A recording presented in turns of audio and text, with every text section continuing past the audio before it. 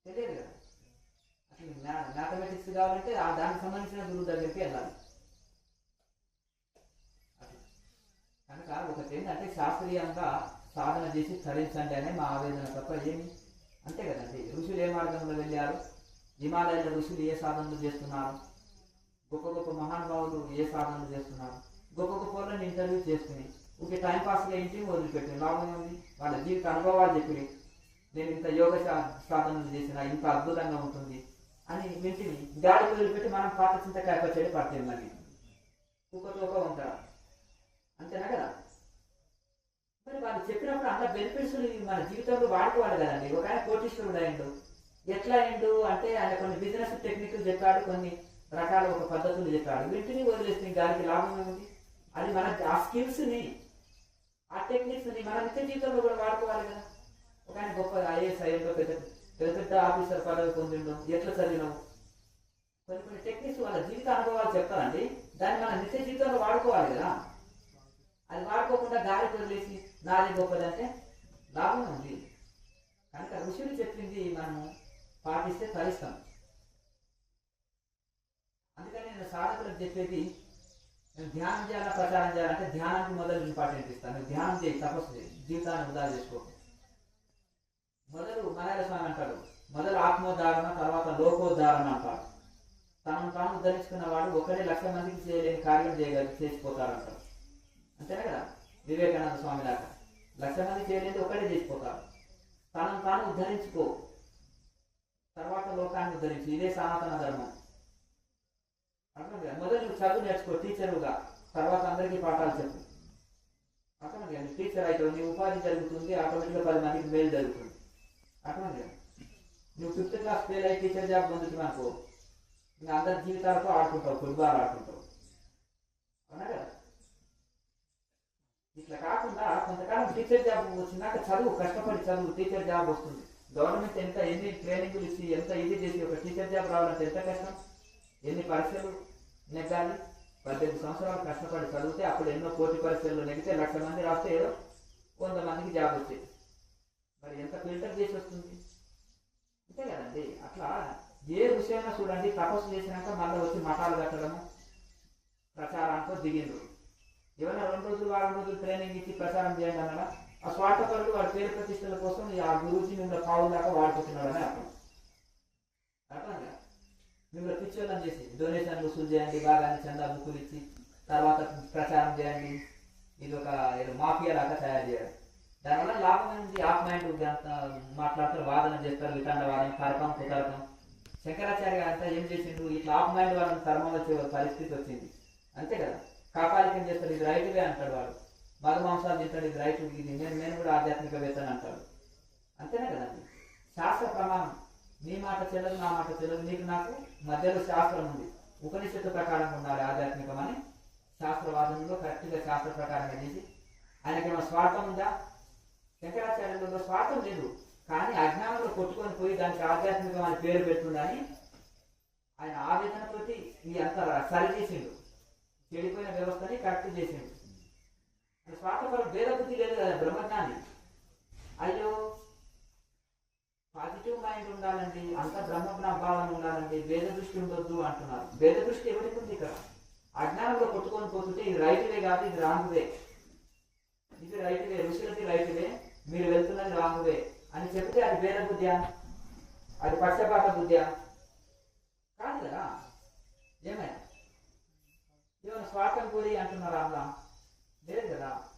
అజ్ఞానంలో కొట్టుకొని పోతున్నారు అని ఆవేదనతో కలిపే మాటలే తప్ప అందులో స్వార్థం లేదు. లేకపోతే వాళ్ళ కర్మ పోతే పోనని వదిలేస్తారు, ఇంకా లేకపోతే. అంతేనా కదండి, ఇంకేం చేస్తారు? కనుక ఋషులను అనుసరించండి, మన జీవితాలు ధన్యమవుతాయి. అజ్ఞానులను అనుసరించకండి. అజ్ఞానికి పిచ్చోడి చేతులు రాయి. ఇప్పుడు ఈ మాట మీద ఉంటాడు, రేపు ఒక 5 నిమిషాలనే మన మాట చేంజ్ చేసేస్తాం. ఇంకో ఈ శాస్త్రం కరెక్ట్ కాదు, ఆ శాస్త్రం కరెక్ట్ అంటారు. ఇంకో కొత్తగా నియమాలు కూడా ఇంకో కొత్త ఇంగ్లీష్ పుస్తకం రాశాడు, అది ఇంకా రైతులే, దాని పాడు అంటారు. అంటే నీకంటే ఒక సిద్ధాంతం లేదు, ఒక ఇది లేదు, ఎవడో రాసిన పుస్తకాల మీద ఆధారపడుతున్నావు. నీకు ఓన్ మైండ్ లేదు, ఓన్ నాలెడ్జ్ లేదు, ఓన్ వే లేదు, నీకు ఒక రూల్ అంటూ లేదు. ఎవడేది చెప్తే అది దాన్ని గాలికి వదిలేస్తున్నాం, అంతే కదా. మనం ఒక పతంజలినా, ఒక మహర్షినా, ఒక ఋషులని, లేకపోతే ఒక భగవద్గీతలో ధ్యానమా, ఏదో ఋషులు చెప్పిన ధ్యానం ఒకదాన్ని పాటిస్తున్నాం అనుకో, దాన్ని ఫాలో అవుతాం. ప్రసంగాలు ఉపనిషత్తులు వినొచ్చు, ఋషులది వినొచ్చు, అంతే కదండి. అలాగే మన ఋషులు ఎక్కడ ఓ వివేకానంద స్వామి రాసిన, రామకృష్ణ పరమహంస చెప్పిన, రమణ మహర్షి చెప్పిన, మలయాళ స్వామి చెప్పిన, దయానంద సరస్వతి చెప్పిన, శివానంద సరస్వతి చెప్పిన, చిన్మయానంద స్వామి వారు చెప్పిన, ఇంకా ఇటువంటి వారు వేల మంది ఋషులు, నవీన ఋషులు, కొత్త ఋషులు, వీళ్ళంతా జస్ట్ 50 సంవత్సరాలు 100 సంవత్సరాల కింది వాళ్ళు. వీళ్ళు ఏది చెప్పినా ఉపనిషత్తు ప్రమాణంగా చెప్పారు. వీళ్ళు సామాన్యులు కాదు, పీజీ పిహెచ్డీలు చేసిండ్రు. ఎప్పుడు? ఆ కాలంలోనే. వీళ్ళ క్లాసెస్ అన్ని ఇంగ్లీష్లోనే ఉంటాయి. ఆ కాలంలోనే 100 సంవత్సరాల కిందనే. మహామేధావులు వీళ్ళు, మహా తపస్సులు చేశారు. ఎక్కడ వక్రీకరించకుండా ఉపనిషత్తుని గురువు దగ్గర విన్నది, గురువుల దగ్గర వాళ్ళు నేర్చుకున్నది.